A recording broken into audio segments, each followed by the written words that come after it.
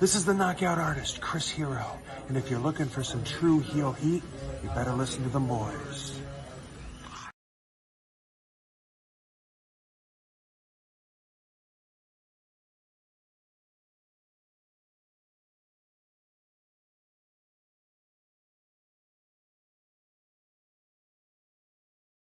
What's up, True Heel Heat? True Heel Heat. What's up? True Heel Heat. All hands on me.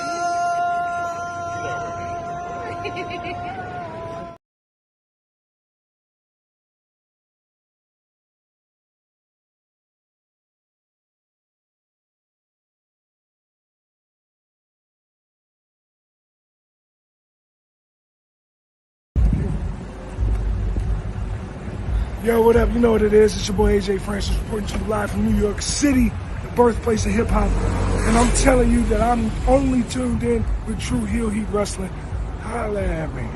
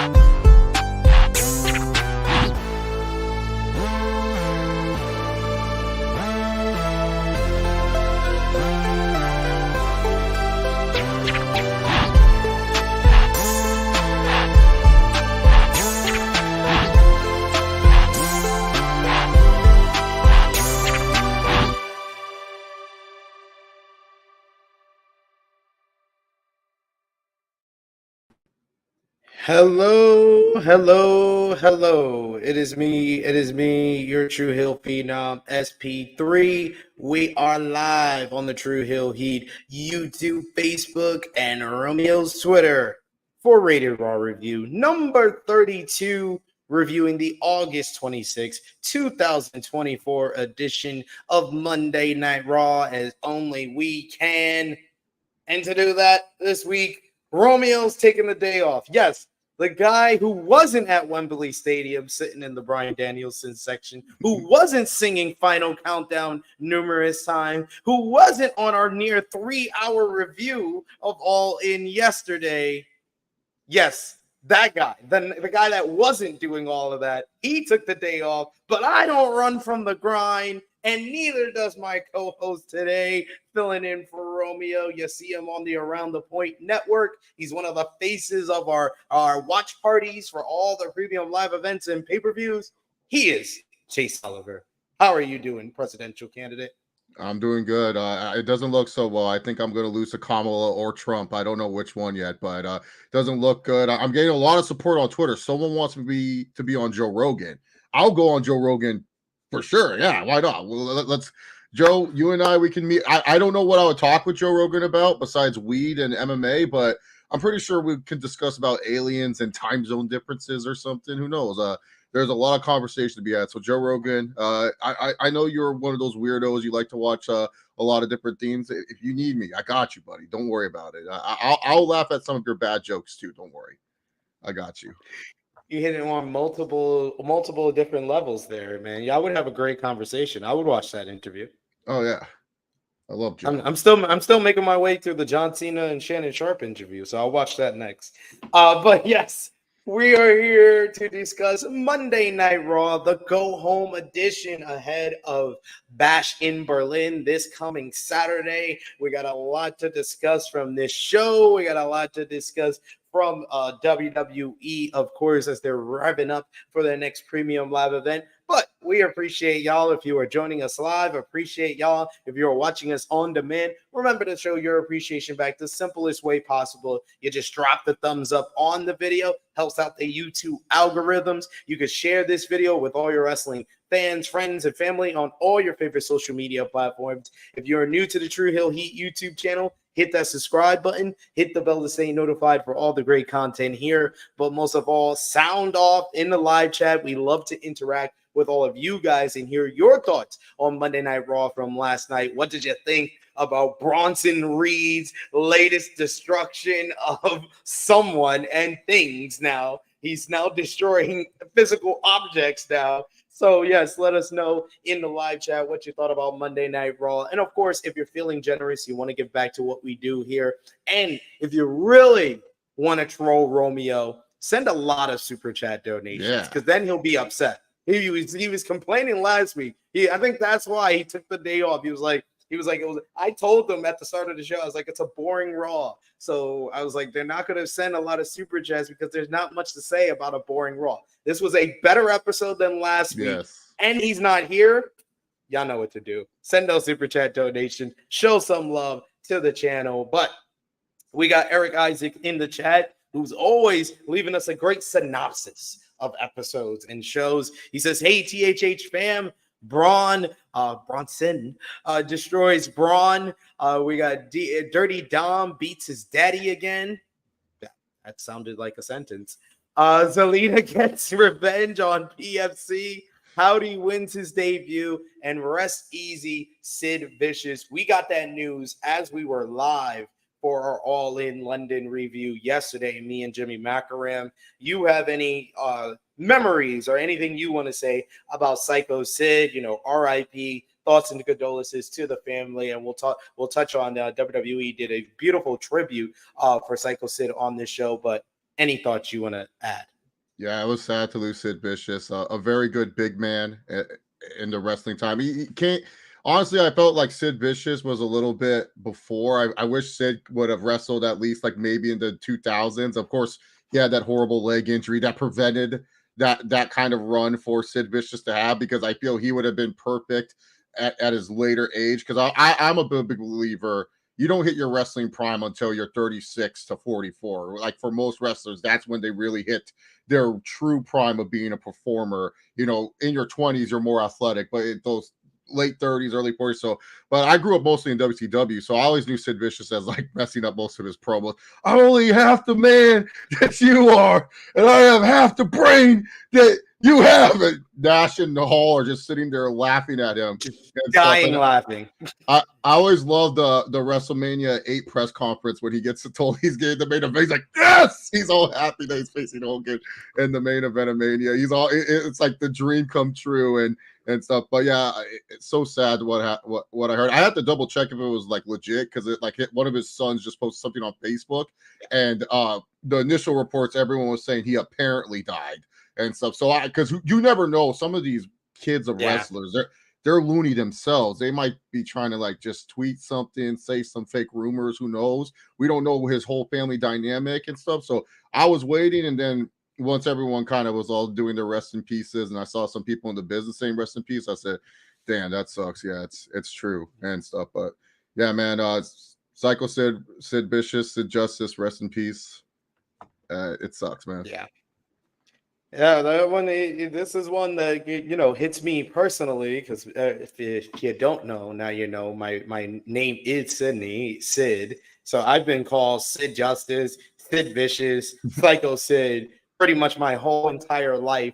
And it comes down to Sid being such a prominent figure. And like me and my missus were talking about it earlier, he wasn't like a guy that you kind of talked about, oh, he had this great match and that great match. It was just his character, his overall like just vibes that he brought, and just being that monster heel of the generation, of the early 90s into the late 90s. And all the ones that I like first remembered being like monster heels, like your Yokozunas, your Earthquakes, your Big Van Vaders, your Sids, they're all gone. Like, it's sad. It's sad that we're losing all these guys. And I just immediately when we saw it in the chat yesterday, me and Jimmy, I was just like, I just remember the promos and him cutting these promos where he would just talk through his teeth. And if you guys have been following us long enough, you know we used to have True Rewind. We did it on this channel as well as Fightful Overbooked. And I used to always love doing the Sid promos because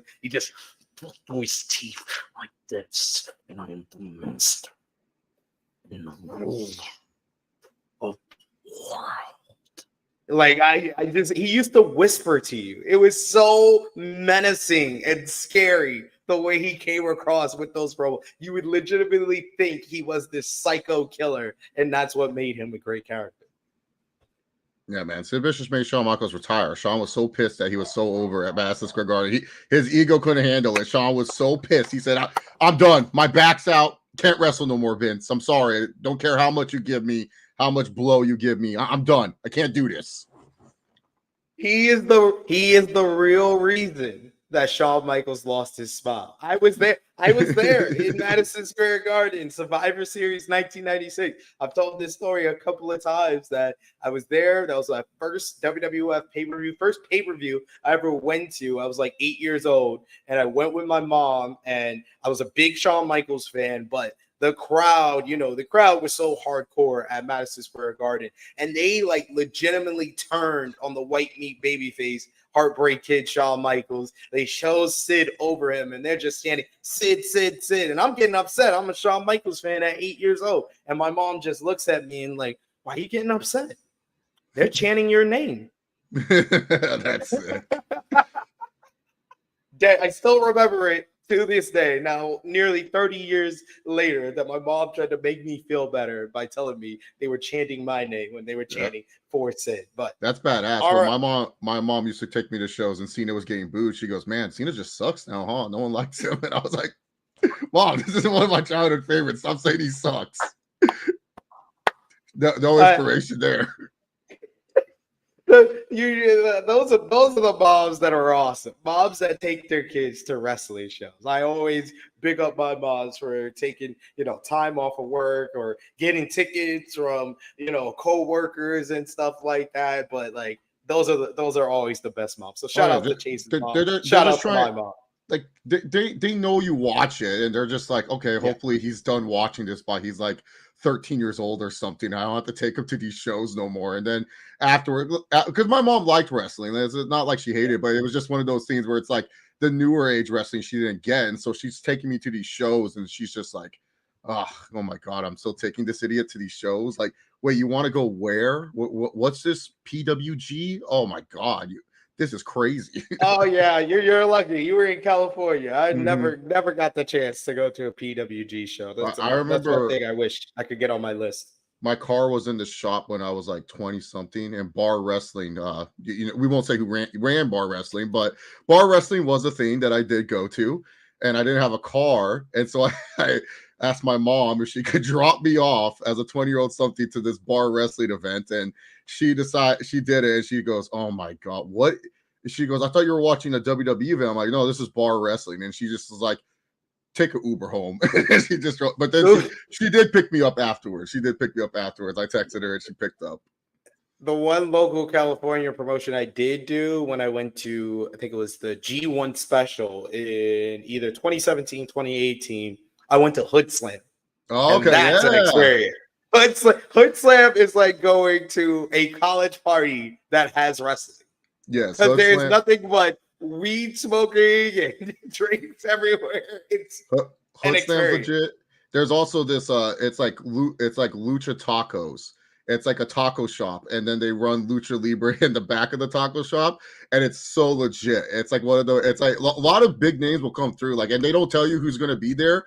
You just show up, and hopefully, like, someone will come, and then, like, you'll be like, oh shit, Matt Cardona showed up or something. It's just like, it's so, and they're just playing Mexican, and then the announcers are like talking on the mics. It's so fun. It's like a random place that they do it. And the best part is you have to know when it's going on. They don't schedule it. It's just like you go to the taco shop one day and it's like, oh, Lucha Tacos is on. It's like, oh, let's go to the back. Let's do it.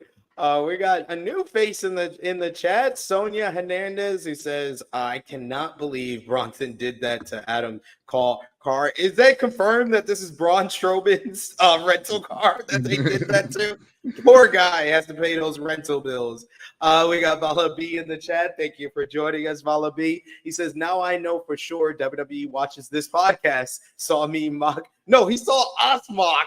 He saw you in the chat mocking, but he saw us mocking the CM Punk formula." And I literally messaged Romeo during last night's show. I was like, Triple H been watching Rated Raw Review. I see it. I see it. Look, guys, CM Punk deep cuts. Because if you guys go back, go watch his road to the UFC recovery. There's a cameo of one Chase Oliver talking about CM Punk. Not much, but he is watching my YouTube channel of me talking about CM Punk going into MMA. You don't hear my voice. You just see me doing this. He was watching me and another smaller YouTuber named General Jerry. So I'm just telling you guys, CM Punk, he for sure is one of those guys that's typing WWE Raw reviews and he watches all of them. He's one of these weirdos. He probably gave Drew the tip, like make fun of my formula that I've been developing. We got John Croman in the chat, another new face I see, saying truly John. one of the most underrated main event guys in the 90s for sure. Love to Sid. And we got a super chat donation here from Vala B. Thank you so much, Vala B, for the support. He says, "I did say I was broke, but this one goes out for Sid. He was the master and ruler of being the most real deal looking monster heels." Man, I even loved his short but memorable ECW run with the jeans just coming in and destroy. He used to just come in, just destroy some folks and then leave. That's how they featured Sid. This was Paul Heyman booking 101 of just show off and put the spotlight on the strengths, hide the weaknesses. Sid go out there, beat some chumps up, and then leave. Great stuff.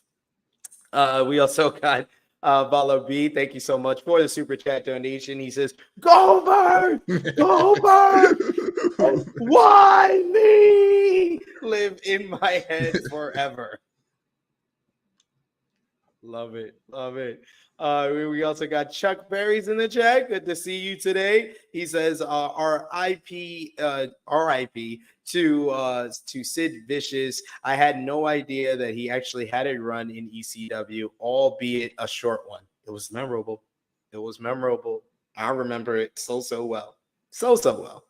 But yes, indeed. Thank you guys for those chats. Keep coming. Give us your thoughts on Monday Night Raw. If you got any Sid memories you want to have read out, you can send those for sure. And of course, send those super chat donation. Helps out the channel and myself so well. We got a memorial graphic for Psycho Sid, Udi. I think it's Udi. RIP to him. And then we see Braun Breaker showing up at the building with a dog. Appropriate. Yeah. American-made Braun Strowman and Bronson Reed all were shown arriving at the building as well. But the show kicks off proper. Michael Cole and Corey Graves are on commentary due to Pat McAfee going back to College Game Day. And the Judgment Day, the new Judgment Day, kicks off the show with all in force after standing tall against the Terra Twins last week.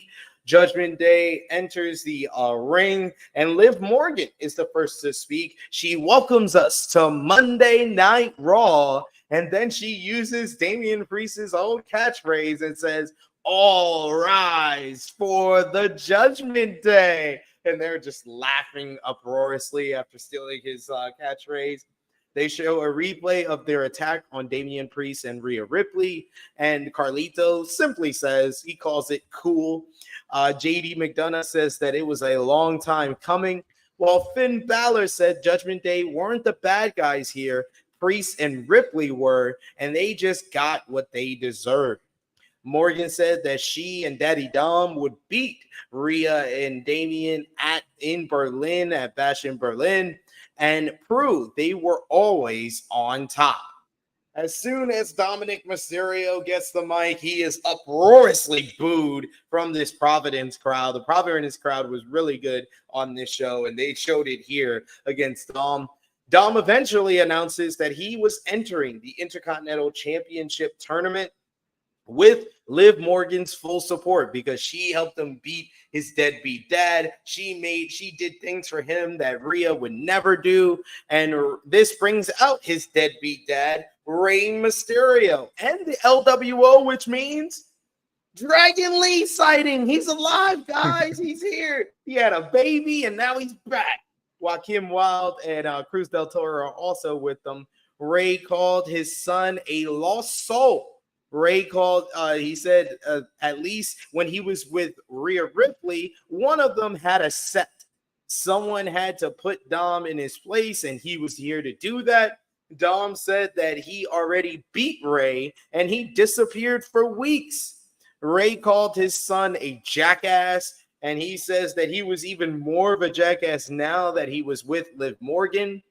Liv tried to stick up for Dom and then tells Dom to take care of his dad. So Rey invites Dom to take a swing at him. Rey wanted to knock the mustache off of Dom's face, and McDonough took a swing at Rey, but Rey blocked it.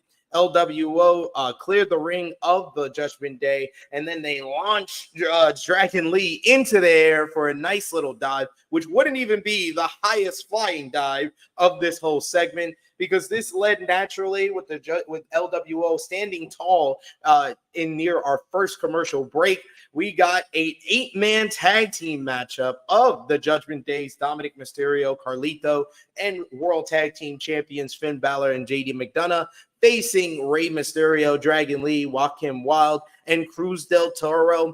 This was a really fun tag team matchup here. You had Dragon Lee, Wilde, and Del Toro. They went for dives, but the Judgment Day escaped down the aisle. They didn't retreat far enough, though, as they did the launch pad, launching springboard dive for Joaquin Wilde. And what a shot. Like, this dude looks like he's legitimately flying. Oh, my God.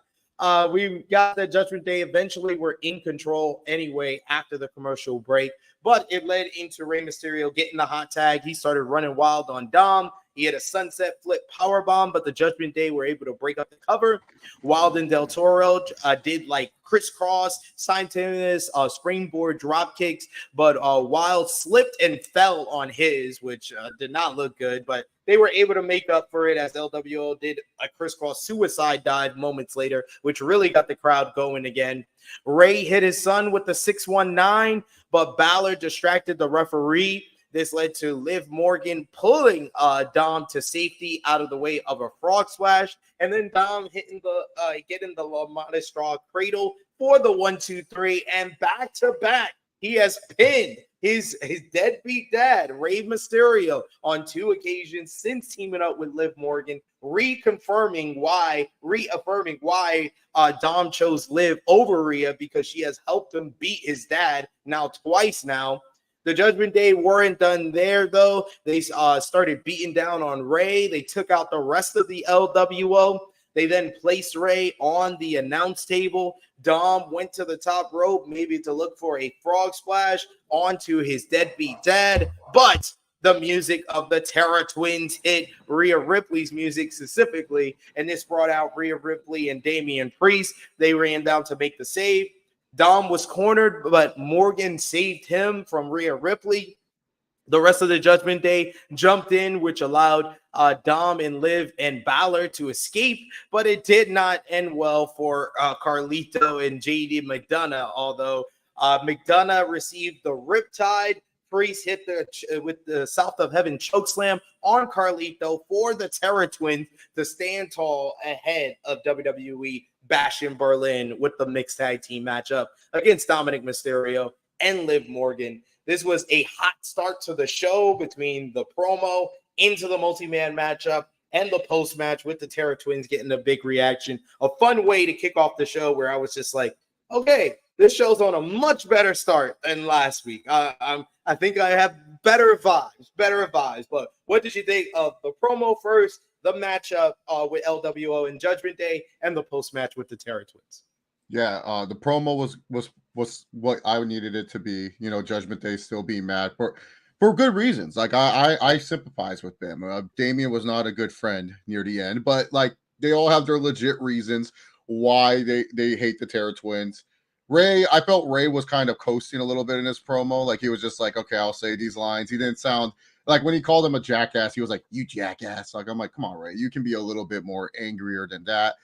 And I'm glad Dragon Lee's back because I was about to put him on the milk carton and ask where the hell this guy was. I was like worried that did he get lost? Is there visa issues we don't know about? Like, where is this guy? There's no, because that's the one thing. When someone disappears from WWE TV, we get no updates. There's no update. We'll know like AEW guys like, oh, Miro, he was in Bulgaria. Like, oh, that's cool. So where's all these other guys? But for WWE guys, if they're gone, they're just gone. Who knows? They'll show up one day randomly and stuff. So I'm glad Dragon Lee's back. Multi-man match was fun. And that Joaquin Wild dive, I remember Josh said it best on, I don't know if it was a review or trio. He said it's stupid when he calls it out, when he says, let's get viral or something like that, because it's just like, dude, like you got to do something really impressive. When you just let something naturally happen, it's more fun. And we haven't seen this in a while. And the that Rhode Island crowd, they were into this match. But once that happened, they were like, oh, heck yeah, let's go. Dom getting the win makes sense because he probably is not winning Saturday. And you want to at least build up one win before he goes to the Intercontinental title tournament. So that makes sense to me, getting the pinfall. But man, every time Rhea's music hits, man, it's like the oh my god, I like every time, bro. I just hear "This Is My Brutality." These fans wake the fuck up. It's just she's such a mega. It's Roman, Cody, and then Rhea when it comes to biggest pops that you're gonna get at a wrestling show. It's just you hear "This is my." They don't even let it. They're just going batshit crazy. Like I don't think the same effect, but if you heard "All Rise," like that, everyone would be like, "Oh, cool, David Priest coming out sick." But Rhea's music, I'm like, "Oh my god," she comes out. Terror Twins stand tall. Normally, that's a bad sign, but I think for Priest and Ripley, it's a good sign for them for Saturday. Normally, it's the bad side if they stand tall before the PLE. That's true. I mean, I feel like Dom and Liv need the victory more. They do, and I think that the Terror Twins are pretty much Teflon, more Rhea than Damian, but I think they can afford the loss. But I understand if they don't get it. What are you doing? You say hi. I say hi, Chase. Hey, Harlem. You got to get your balls. What? All right, she's gonna sit down on the floor and she's gonna get some. Oh, okay. And now I see she did actually get balls on the floor. Oh, I heard balls. I was all like, "Ooh, she leaves balls around." Like I'd be. My biggest OCD trait is I hate empty. I hate plates that are like empty and stuff. So I will clean them right away. It worked out when I was like dating girls because then the moms would be like, hey, you got to keep this guy. He knows how to wash dishes. And they wouldn't know. It was like, I just hate seeing empty plates. Like it's a horrible OCD trait. I'm just like, oh my God, this bugs me so bad. So I would be freaking out if there's empty bowls on the ground. I'd be all like, oh my God. I'd be shaking it. All right. You can't grab other stuff. You could grab the balls, but not okay. She's doing her own thing. All right. But backstage, I do think that I'm probably gonna we got the prediction on the prediction show on Friday. I'm probably leaning towards Dom and Liv, but you may have convinced me that maybe the Terror Twins will get the win. We go backstage here to Jackie Redmond is with the Miz to talk about the IC title tournament that he will be involved in one of the first matchups, a triple threat tonight. Redmond noted that he was in a rough stretch after his losses to Bronson Reed. Miz wanted to right those wrongs. He could win the tournament and tie the record for the most IC title reigns. And then Bronson Reed did interrupt. Reed said that he already took out R-Truth and Seth Rollins, and now the Miz got Braun Strowman involved. He was looking to lose. He was losing track of everyone he needed to maim, but he would maim Strowman tonight and was coming back for the Miz. Miz can't catch a break. What did you think of this? It was fine for what you needed Miz to do. You know, Miz hyping up. You know, one of the most successful WWE Intercontinental Champions. But he's won that belt 8 times, so very well could have won this triple threat tonight. And then, you know, Bronson Reed, I like that he's like reminding people he's still around. He's still going to cause chaos and havoc. Miz, you're not safe. You may think that it's over, but it's not over until I tsunami splash you 8 times in a row and make you bleed. So I like it. I like that Bronson Reed is just like, could you just imagine you just want to enjoy your day and Bronson Reed comes up to you and he says, I'm going to kill you. I'd be like, fuck this. I'm going home. I don't want to deal with Bronson Reed.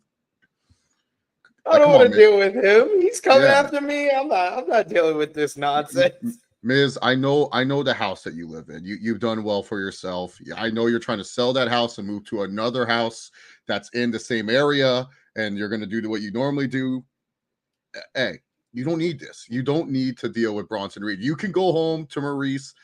Maybe you can ask USA, hey, can we film season 5 of Miz and Mrs.? Let do that. Do that. You don't need to do maybe go back to the challenge for one run. Just say, hey, I got one more badass. Yeah, one more badass reality. He needed 6 weeks off to do the challenge. Why not? Come on, let him go do a challenge season. He could have done season 40. I would have loved it. But speaking of backstage, another person who's involved in one of the triple threat matches, The New Day. Both members of The New Day were in separate triple threat matches tonight. Kofi Kingston met with Xavier Woods backstage. They had a few slight disagreements, like Woods changing his gear from green to black because he wanted to add some of his own flair to it, but agreed they'd been together as long as they had because they were emotionally secure grown men who can talk things out. And he says that they're glad that they talked things out last week. And now they have 2 chances to get to the Intercontinental Championship. They each had a chance to bring the IC title home to the New Day. And they started working out their hips to get ready for the New Day Rocks chance. I'm loving the passive aggressiveness that is going on between the New Day. I think Xavier Woods is playing things very, very well, from his facial expressions to his acting ability here, while Kofi playing kind of the happy-go-lucky, still in his prime New Day kind of emotions and vibes, is playing off well with Woods, who's having a little bit more doubt. So I'm liking how it's going so far. I would have loved for these guys to get further into the Intercontinental Championship, especially if it's just a one. It's basically qualifying matches for the Fatal 4-Way. I hate the fact that they said it's a tournament because it's really not a tournament. That was my one big complaint, because like normally I was like, okay, tournaments, that's good. Maybe you do some singles matches or something, get some guys some. Nope, it's a triple threat that leads to a Fatal 4-Way. So it's just say it's like I don't know, Intercontinental Gold Rush. Like, they think about a creative, catchy name. Calling it a tournament. This is not a tournament. I've never seen a tournament in sports where it's like, oh, you 3 teams battle it out. And then, like, you know what? Do what the NBA does with the in-season tournament. Call this the play-in or something like that. The Intercontinental title play-in or something like that. This is the group play, and this is to get into the tournament or into the finals or something like that. Like, I'm like, what? I was like, what? How is this a tournament? I was like, this is when they announced that this is leading to a Fatal 4. I was like, this is not a tournament. These are just qualifying matches for the number 1 contender Fatal 4-Way. That's what it really is. If we want to be frank and honest, that's what it is. It's not a. I was like, first of all, we're not even seeing any brackets because you're doing triple threat matches leading into it. So yeah, this is not a tournament to me. But we go once more with another backstage segment as Kathy Kelly interviewed Sonya Deville, Shayna Baszler, and Zoe Stark. They bragged about the damage they did to Selena Vega, to Katana Chance, and Kaden Carter, and they were all sitting at home thanks to them. Baszler said that Io Sky and Kairi Sane would join them after tonight, and this led into a tag team matchup of PFC. And I love WWE flashing PFC multiple times on the Titantron just to make us forget that they're a pure fusion collective. They're like, okay, we understand this is a bad name, so just call them PFC. And they're facing Damage Control, Io Sky, and Kairi Sane. They went to a break 45 seconds into this matchup.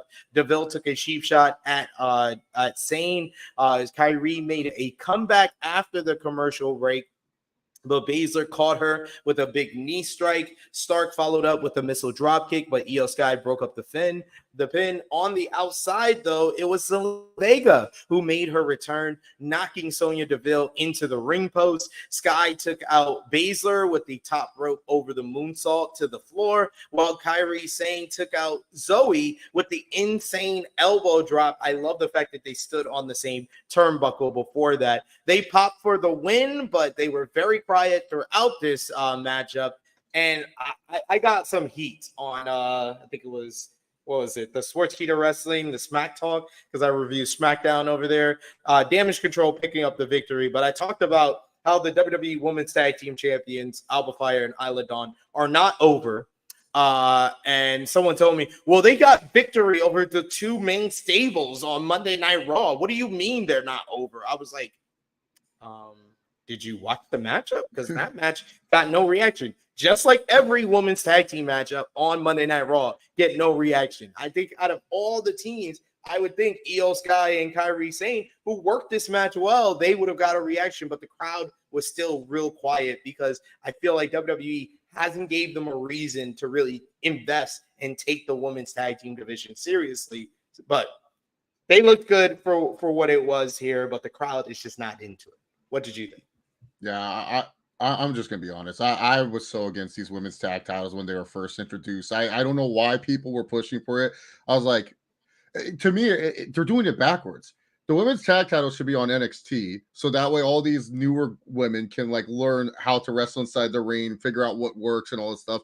And we should have mid-card titles on the main roster, because it's like it makes no sense why we have it where it's like look, shout out to Kalani Jordan, love watching her wrestle. I'm not complaining about that. I'm just saying, I'm like, we're doing this weird. And then what I hate the most, they have these tag team titles, but each of these teams are in trios. So what is the other person that's outside doing? Just standing there like, oh, come on, team, let's go. No, like if you're gonna have it where there's three in each group has three people. Like Alba Fire and Isla Dawn were like, oh, we're missing out. Let's get Blair Even Jade and Bianca have a third in Naomi. Yeah, that's why I'm like, oh, why don't you just make these trios championships? Screw it. I'm fine with that at this point. Like, it doesn't matter what you do with these belts. Like Triple H can literally be like, we're gonna add one more tag team title. I'll be like, fine, I don't care. Like, it doesn't affect me whatsoever if you decide to do this. It doesn't really do it. But yeah, when you say they're not over, it's true. They're not over with the crowd. The crowd literally was just like, oh, they won and stuff. They're over in the terms of kayfabe that they win matches. Like, oh yeah, they got the job done, but the crowd doesn't get, like, you have to think who are the tag team champions. That, like, when you're sitting there and you're trying to name off all the champions, the women's tag team division, you're just like, is it Jade and Bianca still? Oh, it's Alba Fire and you said Isla Dawn, right? Oh God, yeah. When they win those? Clash at the Castle. Oh, okay. It's like, just to like, there's no. You know how I stunned somebody? I stunned somebody by letting them know that Isla Dawn and Alba Fire have actually held those titles longer than Jade and Bianca did. Yeah, they have. It's like these women's tag team titles, they're as cursed as those AEW trios titles. Like you can put them on anyone. The Kabuki Warriors, I like them. I forgot they were tag team champions most of the time. I was like, wait, what are they doing with Asuka and Kairi saying? Oh, Chase, they're the women's tag team champions. They are? I couldn't remember. Like, I was just like, could have fooled me. like honestly, the only team I ever gave a crap about in the women's tag team championships, and this is being dead honest, was that short run that Shayna Baszler and Nia Jax had with the titles. I was like, oh, I love this. These are just two badass women that want to kill everyone. I'm cool with that. And then I don't know what happened to it. Like, it just ended. I think Nia got released or something. I don't know.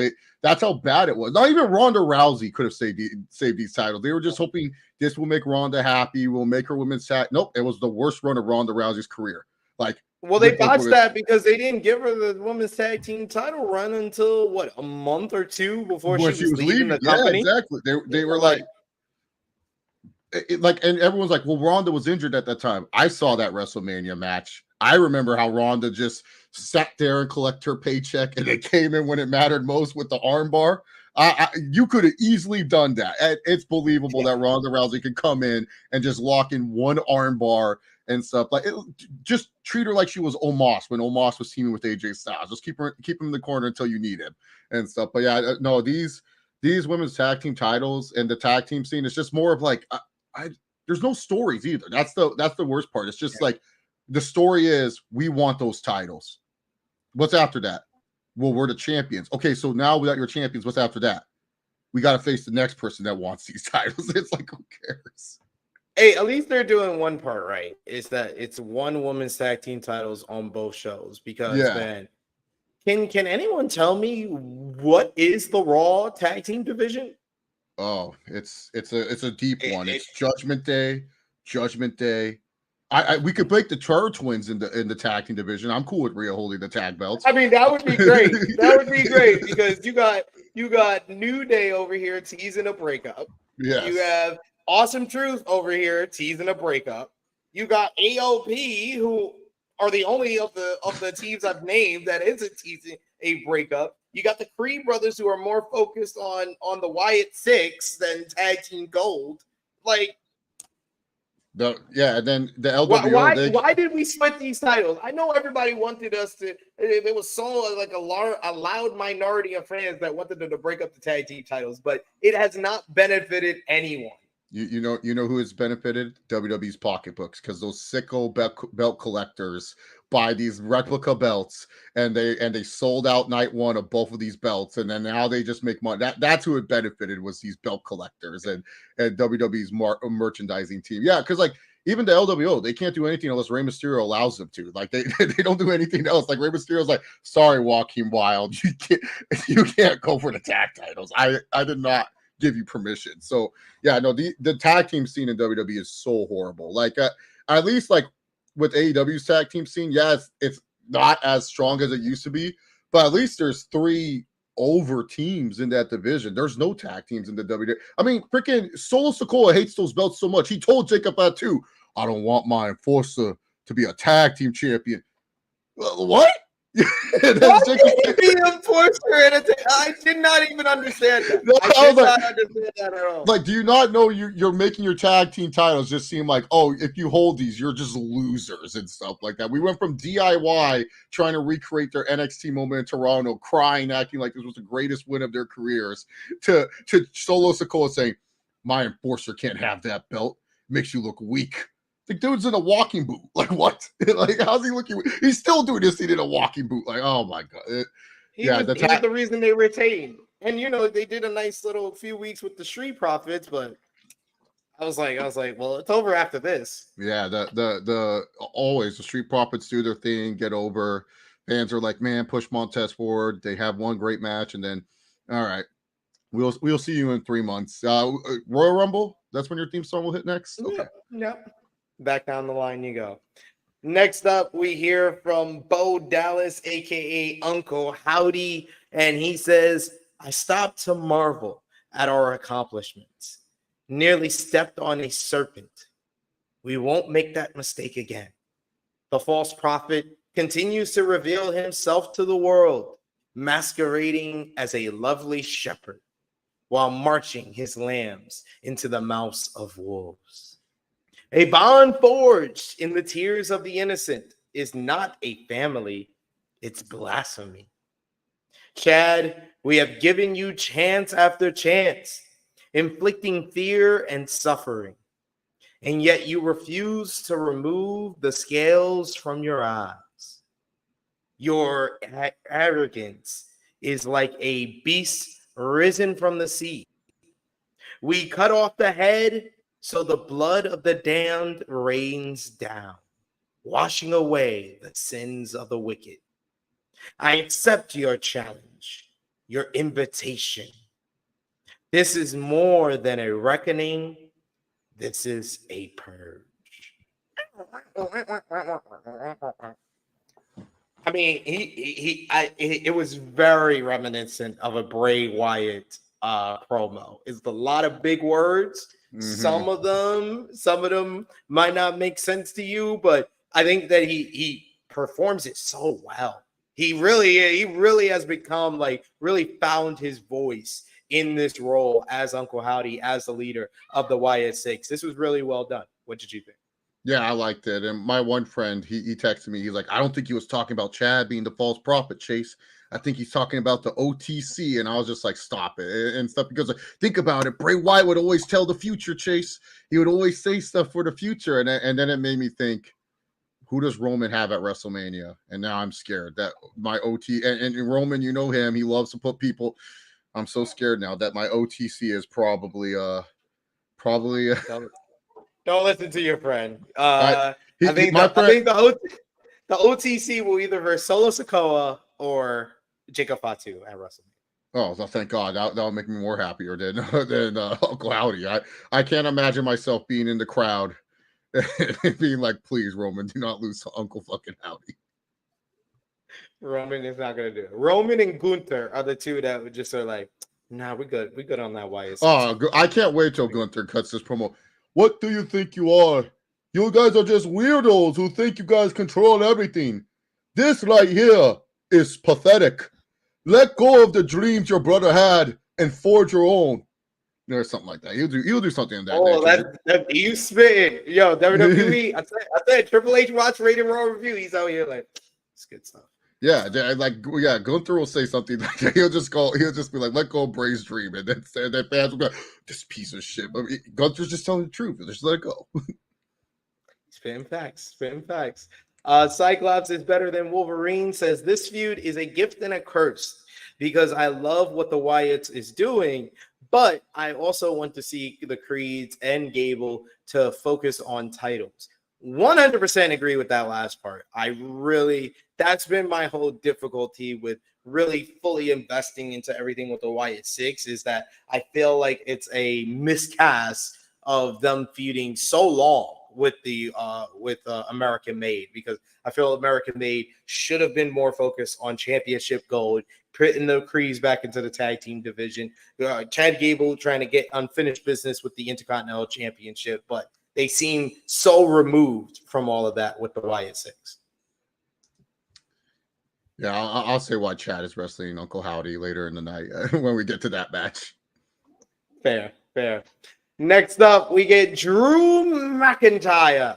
He enters and he uses Punk's catchphrase and he says immediately, "Boy, is it great to be alive on a Monday night in Providence, Rhode Island." I was like, I started clapping right from my seat in my home. I was like, oh, that was perfect. McIntyre says he could keep going because he knew Punk's whole predictable routine. Punk would go on to talk about his favorite subject, himself. Punk would talk about how hot the company was despite being gone for 8 years and having nothing to do with it, while the rest of them did all the hard work.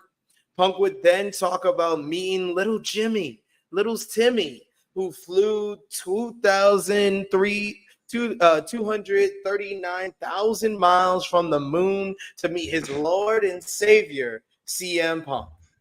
McIntyre then sat cross-legged and asked, "Do I have your attention now?" McIntyre said that he was doing a bit. He wasn't doing a bit. He was telling the truth. Punk was afraid of him. Punk kept attacking him from behind, and the only reason he kept doing it was because the fans kept chanting his name. He says what the reality is, the fans were enablers. Chanting his name was like handing a drink to an alcoholic. Punk would sober up and realize that McIntyre was going to kill him in the strap match.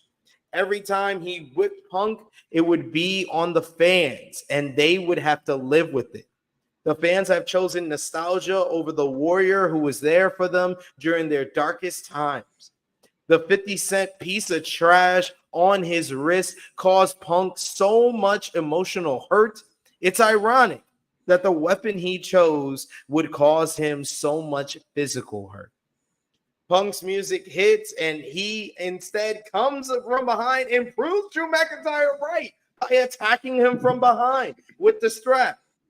McIntyre headbutts Punk. He starts clobbering him.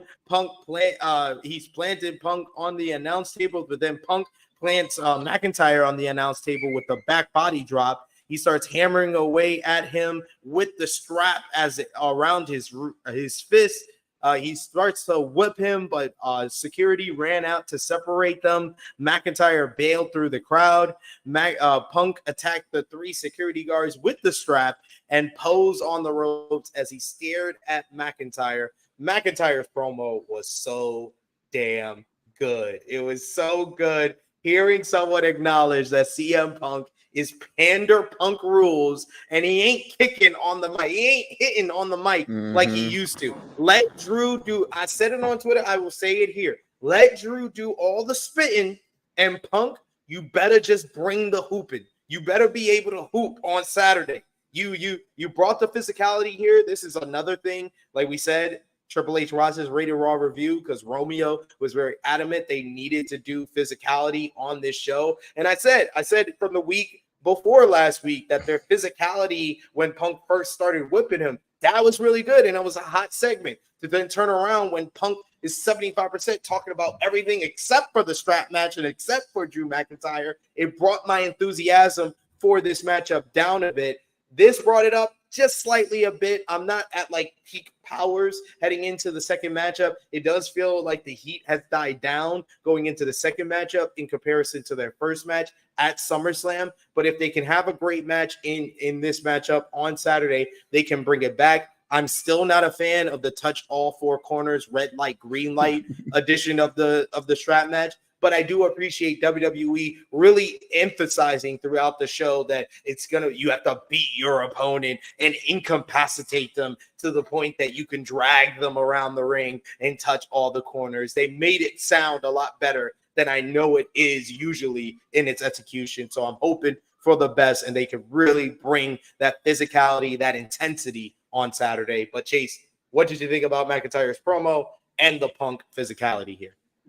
I love Drew's promo. All he was missing was some random hockey reference that's like outdated. That's the only thing he was missing. Because I would have loved if Drew been like, oh, how about those Providence G League hockey team won the cup in 2002 or something. I don't know about this team. They have to have a hockey team like Xavier Woods and Kobe Kingston were standing in the locker room during their segment. So there has to be some team that's there. But Drew was perfect because it it's so funny that the bad guys on this show, they make the most sense out of all the good guys and stuff. Like, it's like the funniest thing where like, Drew, what he's saying is not wrong. CM Punk is he's just pandering to what, the audience wants to hear. Like, this is not the Punk we want. I need brawl out Punk. I just need this guy just like pissed off. Like, someone get him some donuts, some sugar. I don't know. Punk needs to be more upset. Apparently Punk was on IG Live during this. He was on IG Live. Yeah, while he was under the ring. That's smart on CM Punk's behalf. But yes, I like that Punk showed some fire and emotion, but it's kind of weird that Drew hasn't really gotten anything one up in this situation. And so I wonder if he's the guy that they're thinking about winning this one. It'd be weird for Punk to take 2 losses, but it's touching the 4 corners. I feel with the stipulation being the touching the 4 corners and this angle here, it did make me feel like McIntyre is going to win this one. So therefore, you would have McIntyre beats him back-to-back shows, and then, the eventual blow-off is probably Hell in a Cell at Bad Blood. Punk can win the final matchup, and it feels like he won the feud, but McIntyre got over because he beat CM Punk twice. He won the series, but Punk wins the big matchup. Yeah, because normally when they do the 4 corner scene, it's because they like, all right, we have a coward shit heel, a la JBL and Eddie Guerrero. We want him to win, but we don't want him to look like he beat the babyface. So his fat ass just touched the corner first while Eddie was pulling him in. And stuff. Eddie technically did follow the rules, but JBL, because he was so fat, he was able to, touch the corner or something. I remember I was pissed as a kid when that happened. I was like, God, fuck it. My dad was so heated. He was like, they're making a tag team wrestler world champion. Oh, my God. He was so pissed. He could up this fucking bum. Yeah, he was like, Bradshaw? Like, oh, my God. But, yeah, no, that match I'm more interested to see how they lay out that match because, I don't like the 4 corner thing. Especially when it's like early on. Like, they'll literally be fighting for like 3 minutes, and then all of a sudden one idiot starts touching 2 over the corners. I'm like, why are you touching the corners now? The match is not going to like. like it's different. Like when people say, well, it's like an early pinfall. No, early pinfall, there's like legit reasoning why you do it. Touching 2 out of the 4 corners and then knowing that like the guy is still able to pull you back, like that's what I don't like. The logic just makes no sense to me. Like it hurts my brain when they start touching the corners early in the match. Like unless it's someone that's like they don't want to be in that match, like early heel MJF. I could see early heel MJF be like, fuck this, trying to touch the corners as fast as possible because he doesn't want to be in this match and stuff. But like these two guys that want to kill each other and everything. It's like, why are you touching the corner so early? You know, beat the fuck out of this guy before you touch any of these damn corners.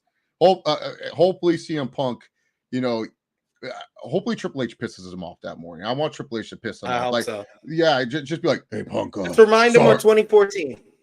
So sorry, man. You're going first tonight. You're putting me first, Paul. You're putting me fucking first. Get him pissed. Get him riled up. Get him angry. You know, do something to piss off.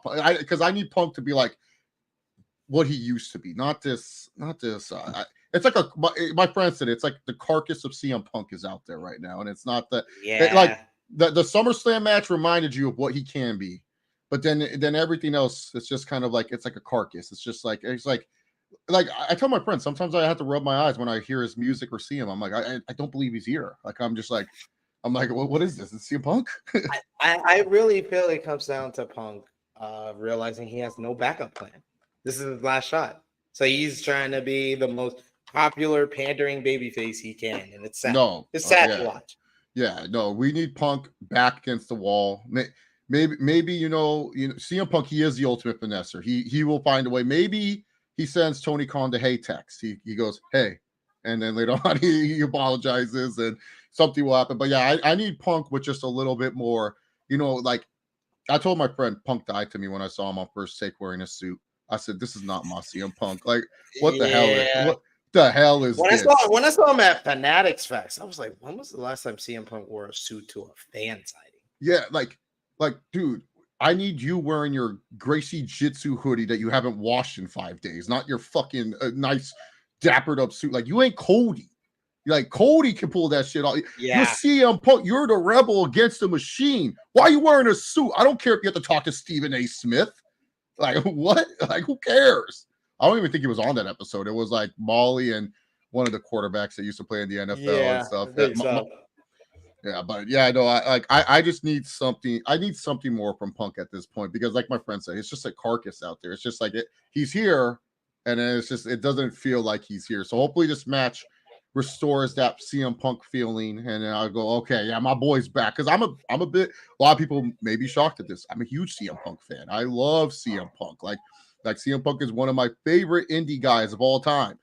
I was so happy when he finally broke that glass ceiling and stuff. And you know, seeing Punk like this, it's just like it just hurts. Like I much rather him on Collision just being angry at everyone. Like that's so far my favorite run of Punk since his return in wrestling, besides the initial where he was friends with everybody. But angry Collision Punk, oh, tell me when I start telling lies. I was like, I'm with you, Punk. I'm with you. Still the real world champion. Him and Danielson need to unify that damn belt. Chuck Berry's with a super chat donation. He says, speaking of women's tag teams, remember Peyton Royce and Billie Kay, the Iconics? He says, I kind of miss those girls. Oh, for sure. I was sad that they kind of left the wrestling business because I was even liking their run in TNA when they were TNA Knockouts tag team champions. But I mean, you never know with WWE. They could always bring them back down the line. But thank you so much for the super chat donation, Chuck Berry's. We appreciate the support. We also got Chuck Berry's with another super chat donation here. He says, who needs to win this match more, Drew or Punk? I think that Punk is Teflon. So that's why I say Drew. I think that's another reason why I think I'm going to go with Drew during the predictions. I think Drew should win, so he comes out of the feud regardless of Punk winning the Hell in a Cell. Yeah. He won the feud because he got 2 straight wins over Punk. He's already a made man because of this feud. And this feud overall, despite what I said about the heat going down going into the second match, it does feel like a feud of the year, at least candidate or top 2 for WWE this year. But I think Drew needs to win more. Oh, 100% Drew needs to win more. Because like Punk, look, Punk can go on a massive losing streak. They can build this up. Like how is CM Punk going to main event WrestleMania? Well, I just got to win the Rumble. And we get, maybe Ace Steel comes back out, slaps Punk and be like, you got to enter at number 1 or something. You get the idea. Punk has one ability most wrestlers don't have. When he's on and he's able to talk the way he wants to talk, he can make you believe. He can make you, but like, look at Straight Edge Society Punk. That was one of the biggest losers in professional wrestling history. This guy never won shit as the SES savior, but people were still putting their hands on the TV screen and pledging allegiance to the Straight Edge savior and stuff. So that's what Punk is really good at. He's getting you to believe. So Punk can lose. Like Punk, he's one of those guys can lose multiple times, but still talk his way up as a big deal. He's like Conor McGregor in a sense. Like Conor McGregor hasn't won an MMA fight since Obama was in office, and yet people still are excited to see this guy fight because once he gets on the mic, you start believing it. I'm gonna crush this guy, limp him, and the left hand's gonna hit, and you're like, oh, Conor's right, and stuff. So that's just how it is. When people can talk, you start to believe them. Hell, look at later Muhammad Ali. Ali was losing fights, and he was still making you believe that this old man can still win boxing matches. So. Yeah, no, Punk can lose. Drew, him winning just makes it feel so much bigger for him. And especially because he's probably on the short list of guys that you want to face Gunther or maybe, face Braun Breaker or something like that. He's on that very, very short list. Very true there. But speaking of Braun Breaker, we had our Intercontinental Championship Tournament #1 contenders matchup, triple threat, Jey Uso versus Karrion Kross versus Kofi Kingston. Kingston probably took most of the matchup here. He was getting some offense on Jey as well as Kross. He went right after Kross, and Jey joined in early on. Kingston got the better of an exchange with Jey and whipped out both men with the trust dive ahead of the commercial break. Jey was in control after the commercial break until Kross cut him off with the thrust kick. Kingston hit Kross with a flying crossbody for a 2 count. Kingston hit Jey with the Trouble in Paradise after Kross ducked the kick. Kross powerbombed Kingston, though, and got a 2 count. He applied a Texas Cloverleaf, but Kingston was able to get reverse and get a roll-up for a 2. Kross knocked Kingston out of the ring with a big right hand, but then Jey Uso flew in. He followed in with a big spear, awful-looking spear.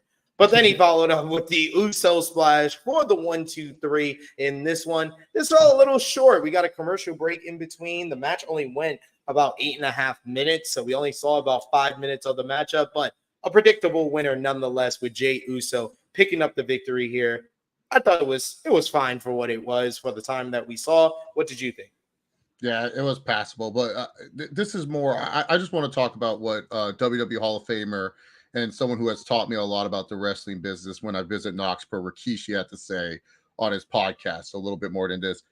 What are you talking about? That your son needs to take a break. They got nothing for him. Like, oh my God. Like, Jey Uso is one of the most over acts for no reason in the WWE. Merch mover, going to be a title contender for any of these belts at any time. Why are you telling this guy to take a break right now? He said, they got nothing for him, Moose. What do you mean they got nothing?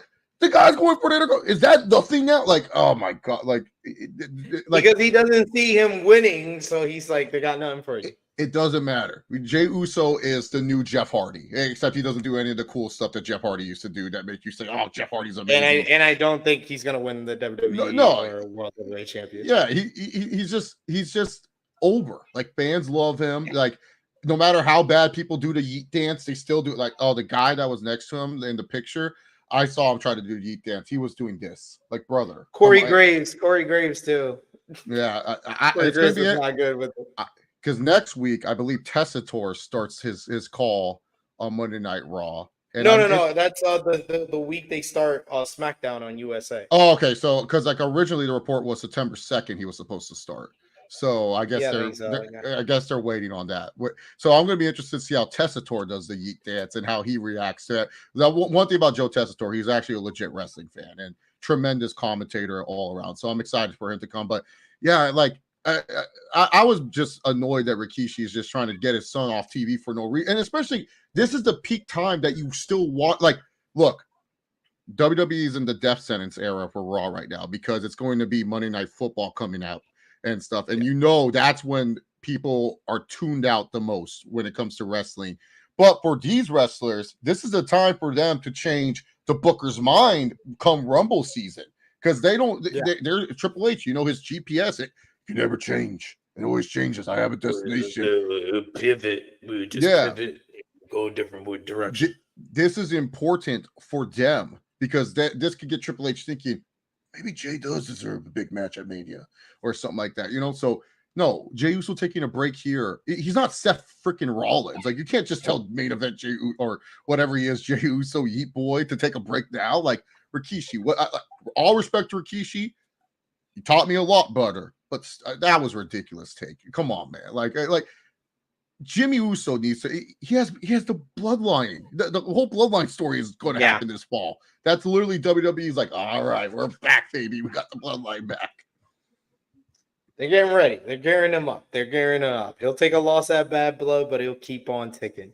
But they aired a quick Gunther promo from Berlin. He was in Belgium, Germany, while he's overseas. He said Randy Orton will finally meet his match in Berlin. They also plugged that SmackDown will debut on USA Network on September 13th. So we're just about 2 weeks away from that. Bianca Belair will also be on the upcoming season of Belair. I still have to watch. I haven't. I need to catch up on my Belair. Have you watched the new season? It's a dip in quality for sure. I feel like these Peacock shows. I felt like the dip in quality was in season 2, so that's why I'm like, I might wait till the whole season is done and just binge it. I don't know what it is with these Peacock shows. Their first seasons are always like, oh my god, this is tremendous, and then season 2 is just like, it just kind of falls down in terms of quality. I thought it was still good in season 2, but I kind of can tell when you start off at, like, I would say season 1 was like an 8 out of 10. Season 2 was like a 6.5, 6 out of 10. And I was like, I was scared about season 3. I was like, and it's just, I know that season 3, you're not going to be back in the school, so you're losing that element exactly of the kind of the drama, because they set it up at the end of season 2 that this is summertime. Have you ever it can bring its own drama, but I know it's going to be probably a slight slip or on the same level. Have you seen the CW show All American? Have you seen that show yet? I've seen a little bit of that show. So that first of all, I'm in a couple of the episodes. I play one of the blocking people. I'm in the football helmet. You can't see me, but I remember going out at 3 a.m. at the football field to film it. My friend's like, hey, this show's looking for extras. You want to go? I'm like, yeah. And then they made me put on football gear, and we just pretended like we were playing football. It was really fun. One guy took it way too seriously. I was like, brother, we don't need to take this seriously. I honestly, when they showed this Bianca Belair on Belair clip, I thought it was just like a commercial. I did not. I did not know that this is an actual scene, because oh my god, it was awful. It was awful. It was so bad. It was so bad because all of her lines were in WWE lingo, and it just sounds even dumber on a drama series than it does in WWE's universe.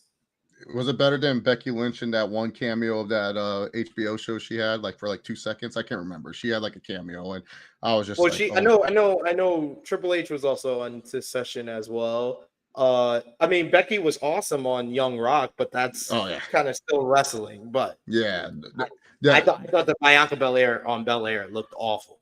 But I'm not looking forward to that. I feel these high school shows, when they leave high school, that's when everything interesting. So that's what happened to All American. They were finally done with high school. Now I'm following this idiot in college, but they're acting like they're still in high school. I'm like, guys, you're in college. Where's these college parties? Where's all the real shit that happens when you start playing college football? Like, this is ridiculous. Like, I'm all like, you're treating this like this is high school, and then like that's my reserve too with Belair. It's like, you guys left high school. Like, what's the point now? Like, am I going to see some real California shit now? Not what you guys are trying to perceive. Am I going to see the real shit now? Because I need the real shit. I need the real dirty scenes of Belair, not the fancy. Because I tell people, Belair, you're just one block away from the hood. Like, you'll be driving by these houses, and then you see the poverty houses right behind it. It's true. I've been driven in California enough. Next up. Not much I can say about this, but it's Randy Orton with a promo by himself.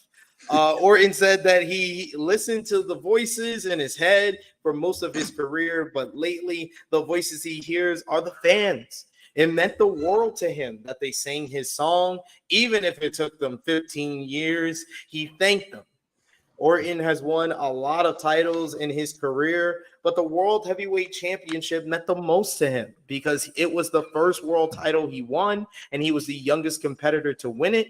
He also unified the two main titles at that time years later and was honored to do so. So he was the old world title was retired due to him, but it was reborn last year while he was at home on his couch recovering from spinal fusion surgery. He didn't know if he would be able to perform again, but he knew that if he did, he would do everything in his power to make sure his name was engraved on the new world title like it was when it was retired with the old world title, as he was the last name to be on that one.